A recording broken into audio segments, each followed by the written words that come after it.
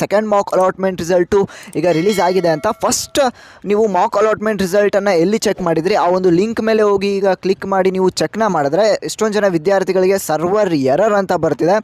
ಹಾಗೆ ಕೆಲವೊಂದಿಷ್ಟು ವಿದ್ಯಾರ್ಥಿಗಳಿಗೆ ಫಸ್ಟ್ ಮಾಕ್ ಅಲಾಟ್ಮೆಂಟ್ ರಿಸಲ್ಟನ್ನೇ ತೋರಿಸ್ತಿದೆ. ಹಾಗೆ ಸೆಕೆಂಡ್ ಮಾಕ್ ಅಲಾಟ್ಮೆಂಟ್ ರಿಸಲ್ಟು ಬಂದಿಲ್ಲ ಅಂತ ನೀವೇನಾದರೂ ಅಂದ್ಕೊತಿದ್ರೆ ಈ ನಿಮಗೆ ರಾತ್ರಿ 8 ಗಂಟೆವರೆಗೂ ವೆಯ್ಟ್ ಮಾಡಿ. ಯಾಕಂದರೆ ಸಾಫ್ಟ್ವೇರ್ ಅಪ್ಡೇಟನ್ನು KE ಮುಖಾಂತರ ಈಗಾಗಲೇ ಮಾಡ್ತಾ ಇರ್ತಾರೆ. ಅದೊಂದು ಏನಾದರೂ ಸ್ವಲ್ಪ ಪ್ರಾಬ್ಲಮ್ ಆಗಿರುತ್ತೆ. ಹಾಗೆ ಎಷ್ಟೊಂದು ಜನ ವಿದ್ಯಾರ್ಥಿಗಳಿಗೆ ಈಗಾಗಲೇ ಲಿಂಕ್ ಮೇಲೆ ಕ್ಲಿಕ್ ಮಾಡ್ತು ಅಂತ ಅಂದರೆ ಅಲ್ಲಿ ಫಸ್ಟ್ ಮಾಕ್ ಅಲಾಟ್ಮೆಂಟ್ ರಿಸಲ್ಟನ್ನು ತೋರಿಸ್ತಾ ಇದೆ.